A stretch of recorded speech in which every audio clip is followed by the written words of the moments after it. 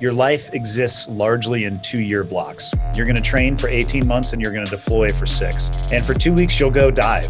But right after that, maybe you'll go to the desert for a month and you're going to work only on land warfare tactics. But then after that, you're going to go out to the drop zone and you're going to skydive for 2 weeks. And then after that, you're going to go up to Alaska and you're going to work on cold weather. And each and every one of those chunks of time, you are starting from zero, the crawl, walk, run philosophy, and trying to get to run as fast as possible. What you need to do to be able to learn is get out of your own way, put aside your bias, and just do what you're told. When the instructors tell me that this is how you take a Kimura grip, that's how I take a Kimura grip. When they say this is how you hold mount, this is where your leg position should be, that's where your arm position should be, that's all I do.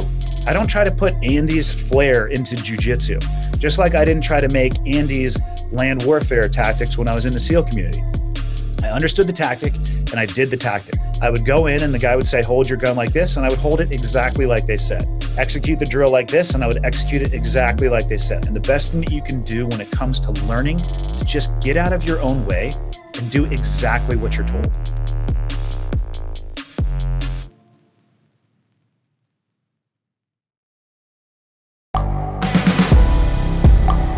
The world is changing. Inspiration is everywhere. It has never been so easy to connect, share, and bring people together. We're learning from others and finding the best in ourselves. Challenging our beliefs. Sharing our vulnerability. Overcoming our fears. Transforming ourselves so we can transform the world. How far can we go? This is London Real. I am Brian Rose. My guest today is...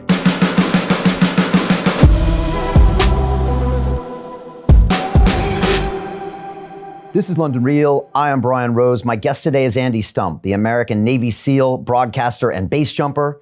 You enlisted in the Navy at age 17 and later joined SEAL Team 6, the most elite counterterrorism unit in the military. Over your 17-year SEAL career, you served in Iraq and Afghanistan, completed 10 deployments, and executed hundreds of combat operations.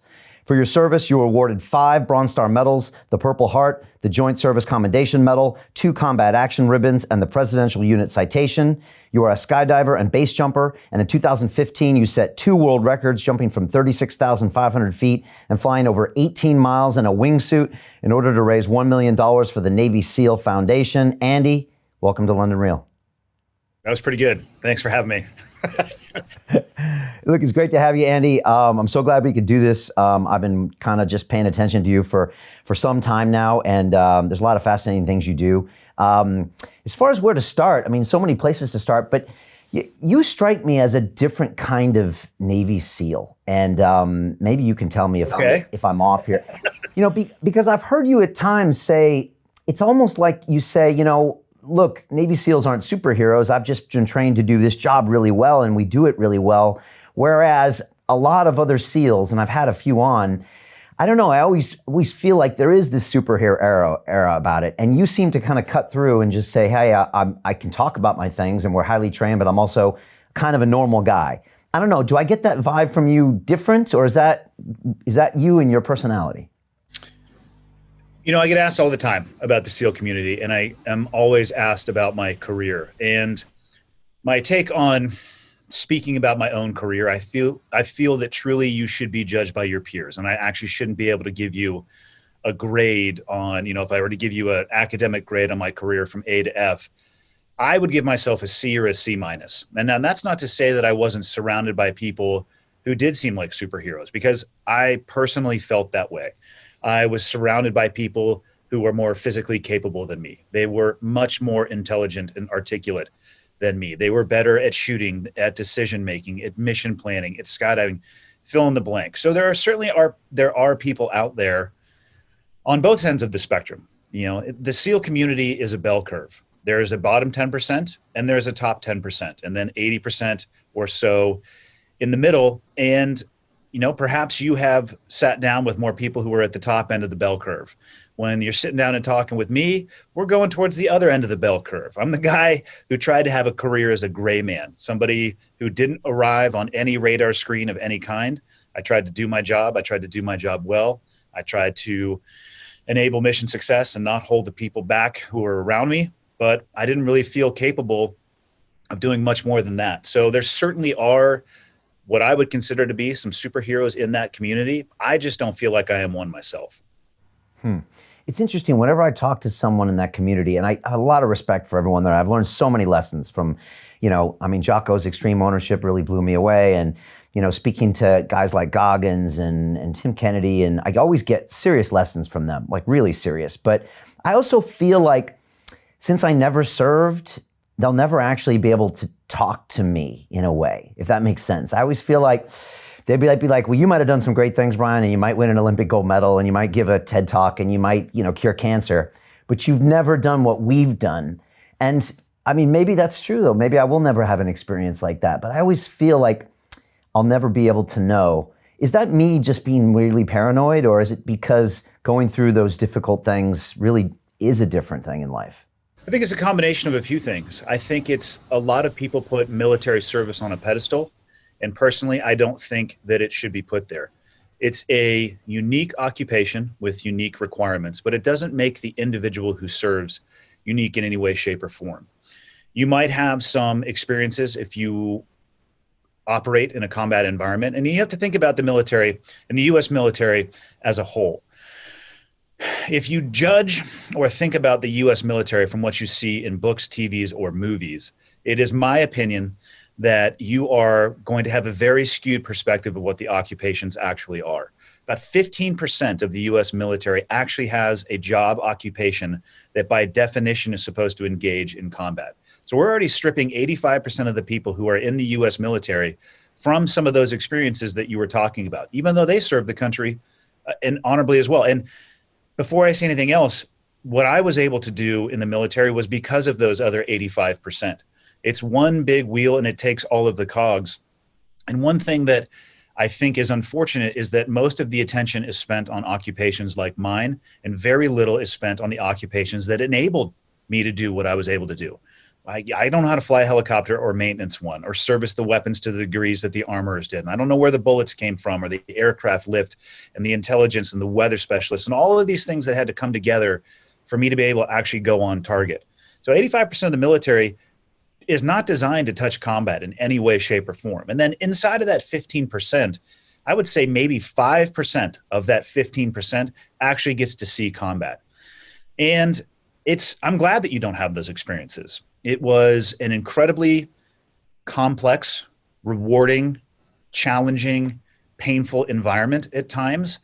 But any lesson learned in that environment, I feel like it's more concrete for me because I was in that environment and operating in that environment. But the lessons can be taken from that, and they can be overlaid, in my opinion at least, anywhere in society and in almost any job occupation. There's, of course, some job-specific things that we learned from engaging in combat that are not going to have much to do with banking or real estate or healthcare. And that's okay. Strip those small percentages away. But everything else, when it comes to, you mentioned Jocko about extreme ownership. You can apply those concepts. I don't care who you are and what you do. You can apply that to just being a stay-at-home mom or a stay-at-home dad, and those concepts will still apply.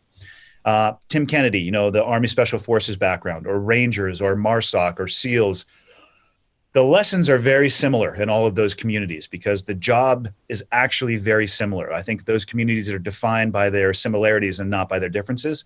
But all of those lessons learned, explained appropriately and looked at through the correct context, can have a positive impact on your life, regardless of whether or not you will ever experience them yourself or your job title that you might have. And you remember those lessons because a lot of times they were taught to you in very strenuous, emotionally challenging situations, whether that's in BUDS or whether that's in Iraq or Afghanistan. Hopefully they're taught to you in a training environment and then they're reinforced in a combat environment. It is very challenging to learn new lessons in combat because the stakes are so dire. Can you remember your best day on the job and your worst day on the job? And I'm sure those best and worst have strange definitions too, but. Yeah, worst day on the job for me, one of 2 days. The first one be the day that I got shot overseas because my operational career came to a screeching halt at that point, and I was unsure whether or not I was going to be able to continue in that career path. It happened 2005, so it happened 9 years into my military service, and I ended up doing 17, so I was able to continue. Second most difficult day for me in my career was the day that I drove off base for the last time and had a crashing realization that I had spent my adult life doing the one thing that I knew I wanted to do and had not spent the requisite amount of time thinking about what I wanted to do after. So, and then as far as my best day in the SEAL community was the day that my first son was born. It trumped anything that I've ever done in uniform, and it has more meaning and impact to me than anything that I will ever be rewarded for that I did when my time in uniform or remembered for that matter. Why is that? Because everybody in the military, and again, this is my opinion, and anytime I speak about the military, I try to be very clear with this. I can only speak from my experiences and from my opinion. I don't speak for the military or anybody else. So my time in uniform was rented. I don't care who you are and how great you serve. There is a point in time in your life where you're going to hang, metaphorically and figuratively, hang up your uniform in a closet, and you're not going to get to wear it anymore. And you'll have some impact during that time that you served, but it's not going to be very long lasting. And looking back at both my time in Iraq and Afghanistan, it made a difference, but it made a difference in that moment, and it made a difference in that specific geography, and maybe a little bit if you start to think about a small action and the impact that it had and how it could have a greater impact, the ripple effect, perhaps. But I think the things that we were doing at a tactical level, more than anything, we're having a tactical difference in that moment. Whereas my role as a father for my 3 kids is my ability to have a generational shift or change in the world. They can have a greater impact on everybody that they touch, a magnitude of order greater than anything that I did in either Iraq or Afghanistan while wearing a uniform in service to the country. Interesting. But yet you're probably one of the few SEALs that would say what you just said. I don't know. I don't remember having very deep conversations with the guys. I mean, I'm not trying to devalue the impact of what we had, but my last combat deployment was in 2010, and I was a father before that, and I'll be a father till the day that I die. To me, I have much more ability to impact the world through my kids than I do my time in uniform. Right. And can you talk about the day you got shot and what happened, what you learned, and how you had to really fight pretty hard to even come back? Yeah, I mean, it's far less of a Hollywood tale than most people might think. We were working for weeks before that evening, and everything had pretty much gone as planned before then. There was nothing particularly amazing about the target that we were going on or the people that we were looking for. And nothing happened that night leading up to it that seemed incredibly abnormal. So I equate it to going to places like Las Vegas, where you watch somebody playing craps and they're rolling the right number after the right number after the right number. All the casino really needs to do is keep you in that building for long enough, and at some point you're going to throw a 7 and you're going to crap out. Statistically, in a combat occupation where you're facing up against other human beings that have a vote and they can shoot back at you, I think at some point, you're going to reach a statistical point where you're on the wrong side of the dice. And I thought a lot about, in the days after I got shot, whether or not I had done something wrong, or if I had been in a position where I shouldn't have been, or maybe I made too much noise. And the reality is, I didn't. I was using cover and concealment. I happened to turn my head. I was basically approaching a door, and we were going to set a breaching charge on a door. And I was, as somebody is placing explosives on a door, you're going to have somebody up there with them with a gun, because their hands are task occupied with their explosive charge. But there was a door behind me, or a window behind me, and before I was going to turn my back to it, I wanted to look in it. And as I shifted my head, somebody shot at me from a window near the door, and it came down to, they saw me before I saw them. They were able to shoot before I was able to shoot back. And it literally and figuratively slammed me on my back. I was medevaced out of the country within 48 hours. I was starting my journey back to the United States. Took a little bit longer than that to get back to the United States. But that wheel of the military, it kept on spinning. I didn't see any of the guys that I was working with in the hospital in Iraq. I got medevaced with another guy that was on target with me. He went a different direction because he was in the Army. I was in the Navy. So we went back to different duty stations. And I got home and I was left to my own devices to try to figure out my own rehab and recovery. Because at that time in 2005, in my opinion, the U.S. military was not as prepared as they could have been for the number of casualties and injuries that they would sustain later on. And I don't fault them for that. I just don't think we knew what we were getting into. So I had a lot of time on my own with a lot of pill bottles, and I was in a lot of neuropathic pain. So I went down a rabbit hole a little bit. I don't know if I would call it addiction, but I certainly would call it abuse of the medications that they were giving me.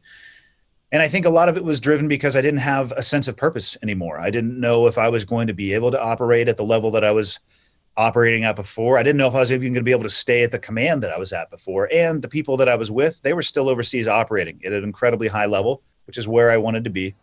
So it was very physically challenging from the pain perspective, but probably even more so emotionally and mentally challenging, and having to deal with all that. And it took me about a year to get my head turned on, correctly reoriented in the direction that I wanted to go. And that actually started for me physically. I just forced myself to go into the gym and start working out.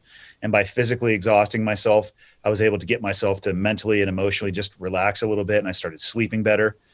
And it's kind of a narrative that has stuck with me for the rest of my life. Like, I have to be physical in what I'm doing for an enhanced mental and emotional state. The two are just intrinsically tied for me. But it was a very long path back. It took me about a year and a half to get back on full active duty. And then I went to a training command on the West Coast. I left the command that I was at when I got shot, went to a training command on the West Coast, and then did one more deployment in 2010. So I went from working at a really high level to being at the basement to getting myself back up to a deployable status.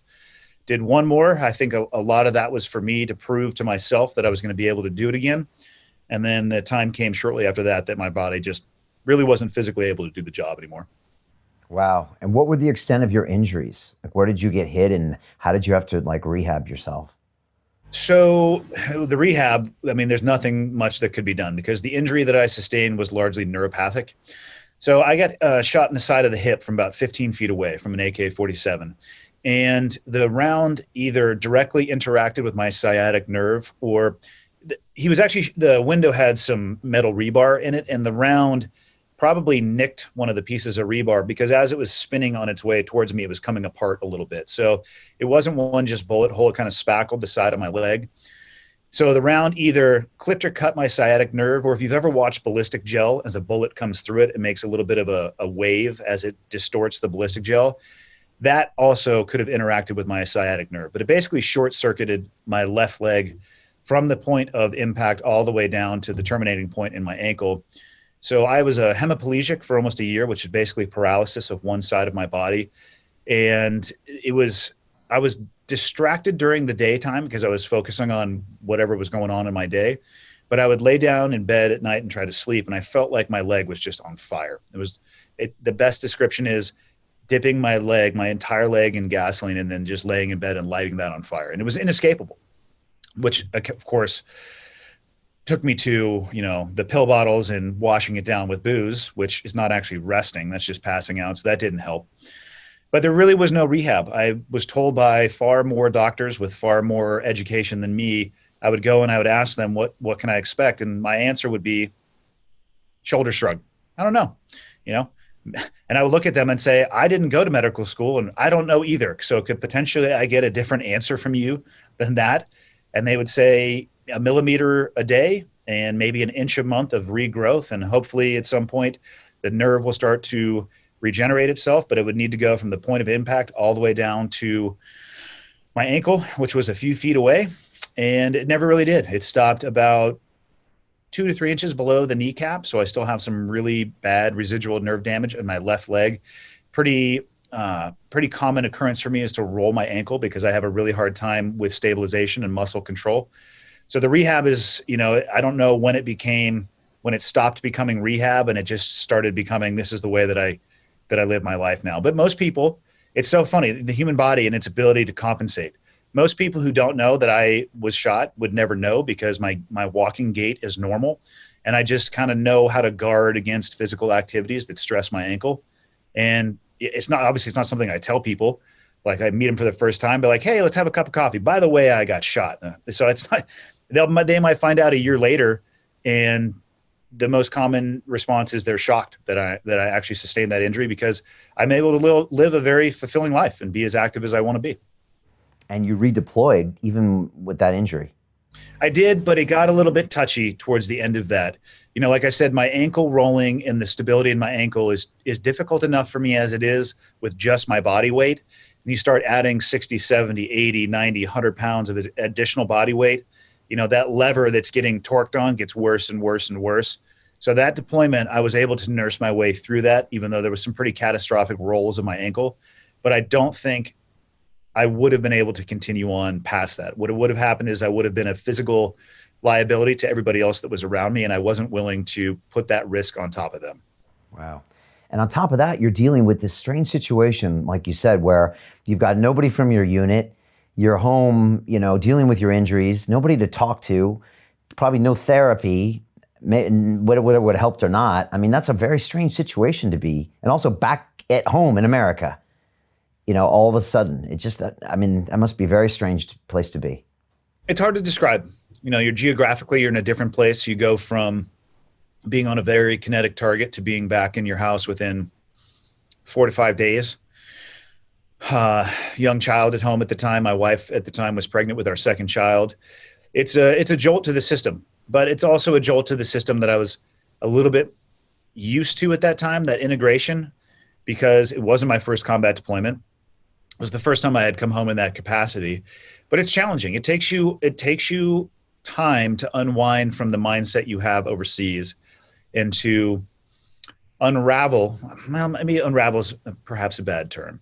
To assimilate back into the pace of life at home, which is substantially slower, and the stakes are much, much lower. And it takes time to adjust between those two environments. That term PTSD is thrown around a lot, and I think it has a lot of different meanings. But like one that seems to be very applicable is when you come back, like you said, to that low stakes environment, your brain is still triggered for a high stakes environment. And so everything looks like a potential threat, and it's very hard to dial that down. Also, you're also missing a lot of other things, the camaraderie, the mission, the purpose. I mean, is that what a lot of PTSD is based on, or is there really a whole rainbow of that? PTSD is a tough one. To me, I think the D should be stripped from that. I don't think it's a disorder. I think if you come back the same person that you left, then perhaps you might actually have a disorder. If the body gets sick, usually the temperature will elevate and you'll have a fever. If you get sick and you don't have a fever, that's actually the disorder. So having something happen to your body and having your body have a reaction to it is a very natural thing.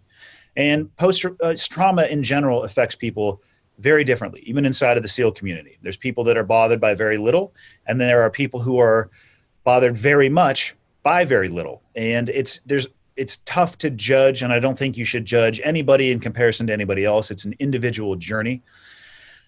And having said that, though, it's okay. You come back, and it's not like you're looking for a threat around every corner. I think that is a stereotype, again, that largely comes from books, TVs, and movies. You're just used to making different decisions. You're used to making decisions that are much more black and white. Do I take action or do I not take action? Do I pay attention to this? Do I not pay attention to this? And like any situation that you work in, if you worked on Wall Street and then you wanted to become a real estate agent, it's going to take you time to unravel from one and to integrate into the other. Combat and coming home, it's exactly the same thing. And again, there's no timeline that works for everybody. Some people can do it very quickly, and some people will struggle to do it for the rest of their life, and that's okay. And I think that should be expected. I look at war now from a different perspective than I did when I was in. I thought even then that it should have been a measure of last resort. You should exhaust any and all options before committing people to an environment where lives can be taken, both American lives and the lives of people in the country that we're going to fight in. Because if you do so, if you touch war, war will touch you back. And that's the bottom line. And if you're going to commit your people to an environment where they are going to touch war, you have to be able to accept the long-term consequences of the impact it will have on their life when they come home. Yeah, Jock always says that you have to have the will to kill and the will to die if you want to go there. And they're very big. Those are big things that you have to really get your head around. And I don't think that's always understood. And now we see these are long-term commitments as well. You have to have those two things, right? The will to kill and the will to die. But you also have to have the will to take care of the people who are willing to volunteer to go do those things. We're living in a time where there is no draft, and that's a very fortunate thing. So we have an all-volunteer force. About 0.5% of the U.S. population is serving in the United States military. Like I said, 85% of them are not going to touch combat directly. Inside of that 15%, a very small fraction is actually going to, and it will touch them for the rest of their lives. So not only do you have to have the willpower to kill or be killed, but the country as a whole has to be committed to what those actions have, what they have globally, and then at an individual level. Yeah, it's much more difficult than just the desire to kill or the willingness to kill or the willingness to give your own life. Yeah, and I feel like Vietnam kind of gave us that amplified version maybe for the first time, where people got to see like that, the big effect, the social unrest, and it just ripped the country apart and ripped other countries apart. I don't know, that's the one that just comes to mind right away. Maybe it also wasn't clouded or highlighted by a victory in Europe or something as well, where it was like, wow, look what we just did. We got into a really messy thing. And yeah, and the current wars that we're fighting as well. There's not going to be a VE day. There's no victory day where we're going to sit down. I don't know how you sit down with an ideology that is a multi-headed hydra across the globe and sign an agreement saying that we're going to stop fighting. It's just not going to happen. So I think we're engaged in essentially what are forever wars. At what scale that's going to be is the unknown, but I don't know how it ever completely stops. Yeah, I appreciate that observation. Tell me about the opiates. I actually had a nice struggle with opiates and an overdose in 2001 that I just started talking about a couple of years ago. And they're a funny drug, because you don't know what's happening to you when you go down that road, and it's very hard to make clear decisions. That's what I found, and I don't know what you found, but it's when I tell people I got off this stuff, it's quite an unlikely scenario to get off them, and I'm just wondering how that happened to you, and even advice you give to other people. So, to a degree, I feel like I got lucky because I have a genetic blood abnormality that processes those type of narcotics slightly differently. So when they gave me morphine in the hospital when I got shot, I had never had morphine before. And I talk about stereotypes from movies. I thought they were going to stick a syringe in my leg and I was going to be sitting there drooling on myself.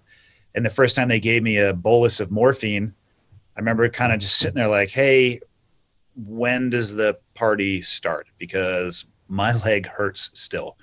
And then they gave me more, and then they gave me more, and then they gave me more, and then they pulled out a spreadsheet that had weight and the amount of morphine that I had. And if they exceeded that point, basically my heart was going to stop. I was going to have a central nervous system suppression, but it really wasn't having an incredible effect on my body. And then talking with my sister, she was the first one who determined that we had an abnormality when it came to processing those type of drugs.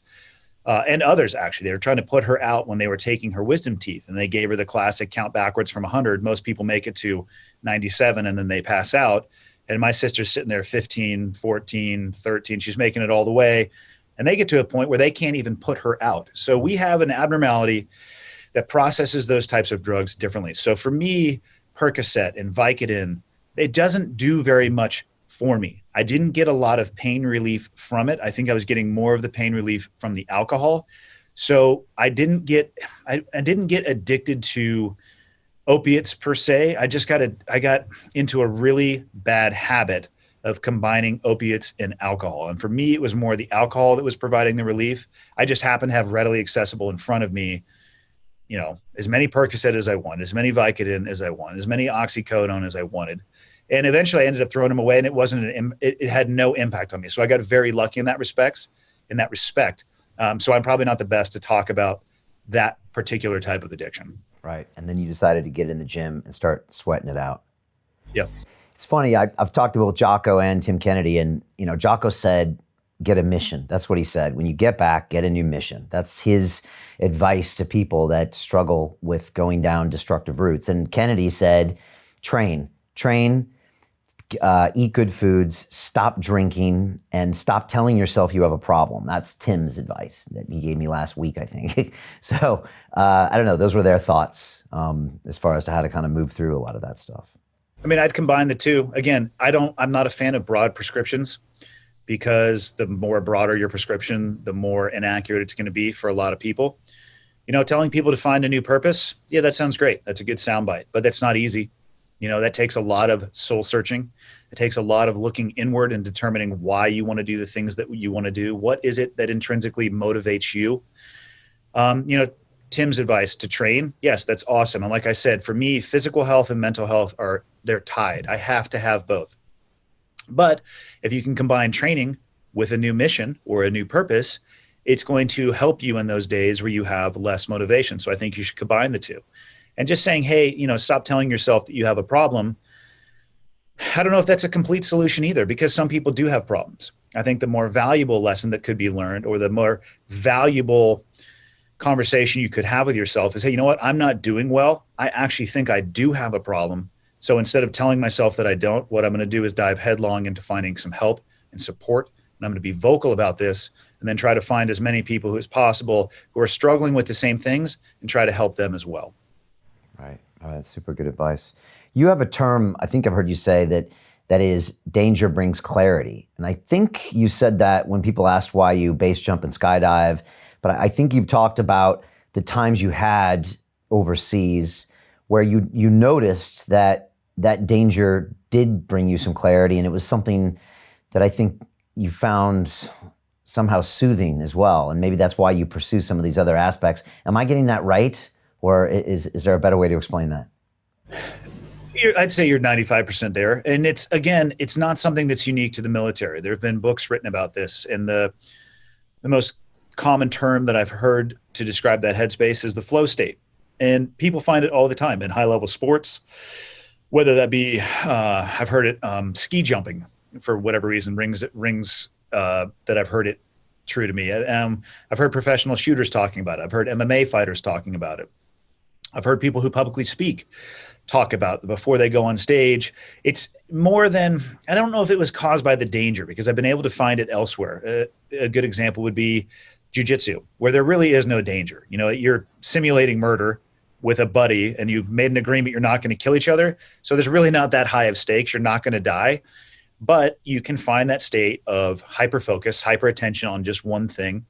And I certainly found it overseas, though. I would usually find it in a helicopter ride when we were starting to get closer to the objective. And it's just, I would describe it as my mind's ability to pare away the things that no longer mattered in the moment. So I'm not worried about an argument with my spouse, or whether or not there's enough money in the checking account, or the phone call we just had because the washer and dryer are no longer working because of whatever reason. They always seem to fail when you're on deployment, when you can do nothing about it. And then, you get to the 1 minute out, and all you're thinking about is the next thing that you need to do, your actions, what you need to do next, the tactic, the technique, the procedure that you need to execute. And it's an amazing place to be. And I think it's actually a very mentally refreshing place to be, because speaking for myself, I am bombarded, and I suspect most people are every day, with just information, communication, social media, traditional media. And you're thinking about and you're worrying about so much stuff. And I don't think most people even realize they're being bombarded on a daily level. And to find a place where none of that registers, where you have this umbrella up and those raindrops are just bouncing off of it instead of getting in between your ears, is hugely beneficial. It resets for me a lot of my thought process. It resets for me a lot of my emotional process. And I think it's a very powerful place to be. It has impact. I'll go to in 2 hours from now, I'll be going and I'll be doing jiu-jitsu. And we do a class and then we roll for an hour afterwards. And that hour for me of just playing the game with another person and only thinking about that, because if you're trying to think 8 moves ahead, you're going to get choked out 2 moves from where you are. If you're thinking about whether or not you have enough money in your checking account to cover your mortgage, you're going to get choked out. I can tell you that right now, because that's happened to me more than once. But it's beautiful. That 1 hour sets me up for days or weeks. It's just so refreshing to find that place.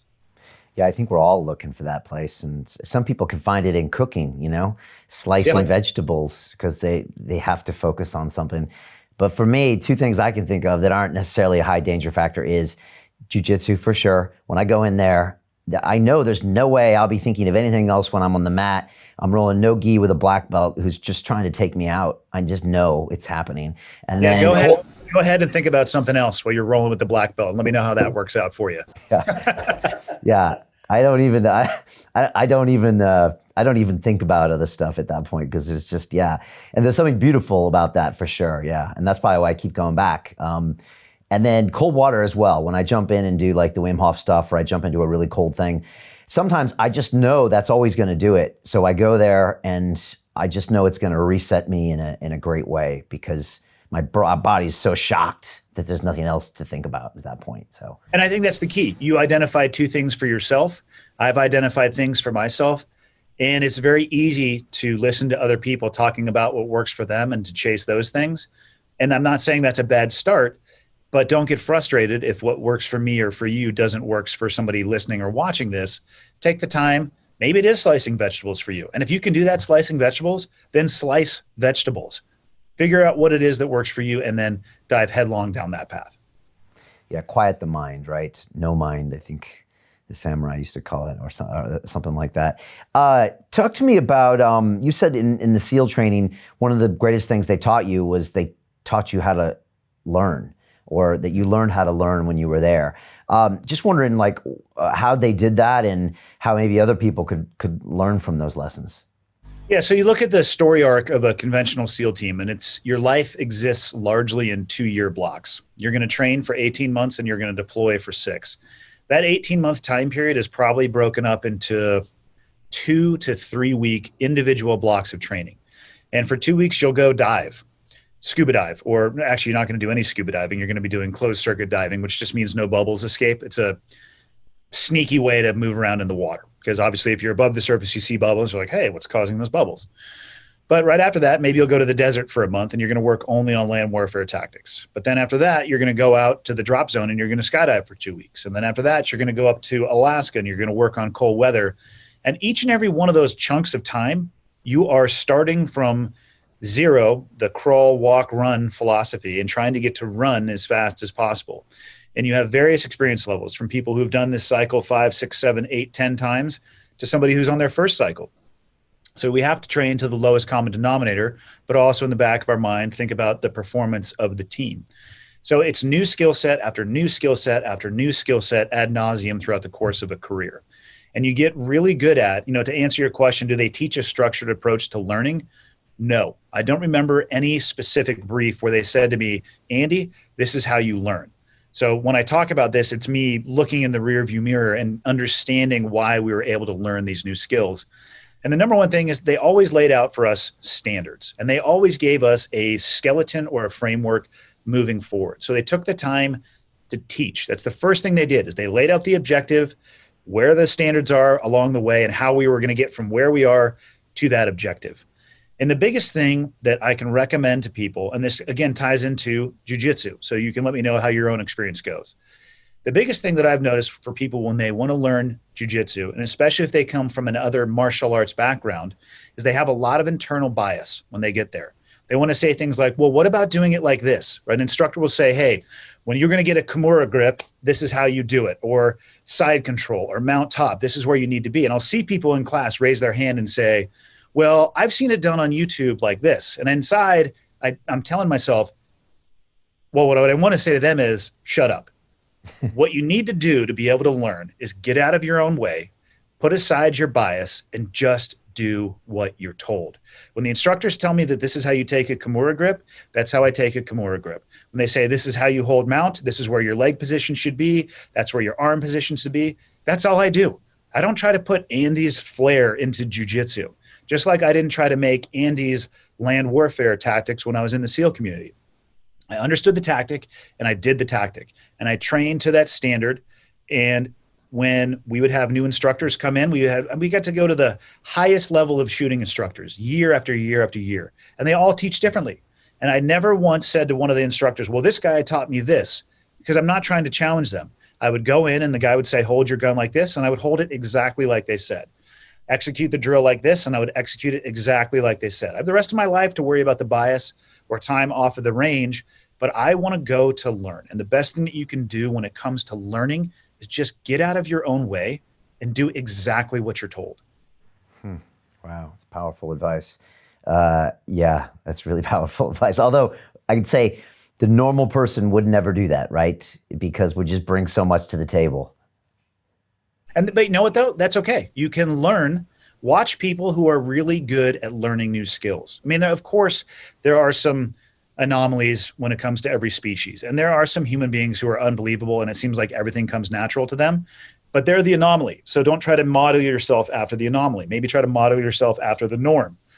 Most people, I mean, if you go to a jiu-jitsu class, you're going to see people that pick it up faster than others. Ask them, hey, what are you thinking in your head when you're learning a new technique? And I bet you what they're going to say is, I'm just doing exactly what the instructor says. Yeah, it's fascinating. I follow John Danaher on Instagram, and I had him on the show, actually, and he's one of Renzo Gracie's black belts. And I know who John Danaher is. He wears a rash guard everywhere. Yeah, he wore a rash guard to my interview in New York as well. Of course he did. Well, he wears them to a wedding, I heard as well. And I love you, John, by the way, if you're watching. But, John is always, he's teaching at the high level, and he's constantly microblogging about how people can learn faster. And, was talking about knowledge and skills and tactics and strategy. And it's definitely interesting to learn from a guy who teaches learning more than anything. And it's fascinating to hear those thoughts. You just talked about the day in the life of a SEAL where you're basically training at the highest levels. I mean, that sounds like a really cool thing to do, to be able to, what did the government spend training you? I mean, millions and millions of dollars to go to the it sounds like the coolest places with the coolest instructors. And I don't know, was it cool? And did you ever pinch yourself, or did you ever look back and say, wow, I really was, it's such a special experience to be training from the most elite people? Or did it come with so much difficulty and challenges as well that it was hard to see it at the time? The challenges were definitely drowned out by the experience. I mean, I knew where I was. I realized what was happening. I was in the military, but I got to interface with people who are not inside of the special operations community. I realized how incredibly unique it was, the job that we had. I mean, look at our job as a SEAL inside of the Navy. Most people in the Navy are on a boat of some kind, an aircraft carrier, destroyer, a submarine. Like, that's not my jam. And that's not what I signed up for. And I don't know an exact amount of how much it costs or how much money they invested into me. I've heard that it costs about $1 million just to get somebody through BUDS, which you're not even a SEAL at the end of that. It's the beginning of your career as opposed to the end. I mean, I've shot well over 1 million rounds of, variety of pistol and rifle cartridges. Just the sticker price on that alone is not cheap, let alone the mortars and rockets. And, the only thing I never got to shoot was a flamethrower, which I'm still pissed about to this day because it's the most amazing weapon ever. But it was incredibly special. It was amazing. I was surrounded by people that I loved being around. It was everything that I ever thought it could be when I was a young man coming into the community, and then so much more so. And it's definitely highlighted by some pain along the way, but those things are drowned out by the good experiences and the memories that I have. Do you recommend that young men go into the SEALs? And just a little bit of context, I know a good friend who's a doctor, and they're both doctors, him and his wife, and I think their son is around the age, and he's looking into this, and he's very excited about it. But they also know that SEALs take a lot of damage physically, and I'm sure mentally as well. And I just wondered what you think about that. I would say it depends. I think the biggest determining factor, and we have to go back to, because they have to make it through BUDS first, which is a crucible by any definition. The stats are the stats. It's going to have about a 75% attrition rate in summer months and 85 to 90% attrition rate in the winter months, year after year, decade after decade. It just is what it is. So, is a SEAL career damaging to your body? In some degrees it is, but you have to get into that community first. And I think the number one determining factor is why people want to be there in the first place. If they're driven to serve, if they feel like it's a purposeful driven career, your odds are okay, and I would recommend for people who have that desire and passion to serve outside of themselves, that's a good thing. If you're coming there for notoriety, because you want to write a book, because you want to get Instagram followers, you're going down the wrong path. And those things, those desires are going to fall along the wayside when you're more tired than you've ever been, colder than you've ever been, hungrier than you've ever been, and you're on day 3 of a 6-month training program. Yeah, I've heard that as well. I think Jocko mentioned that you talk to the guys like the first day of buds and why are you here? Because I want to be the baddest ass in the world, or I'm here so my family's proud of me, or I'm here to serve. And he said that does play out kind of as the week goes on. How would you explain buds to some old lady who's never heard of it? And then how would you say buds was for you? How do you get through buds? And finally, is buds antiquated, or is it the exact thing that's necessary for SEAL membership? So maybe I'll go in the reverse order. I don't think it's antiquated at all. It's the demands of buds are set by the demands of the battle space. To continue watching the rest of the episode for free, visit our website londonreal.tv or click the link in the description below.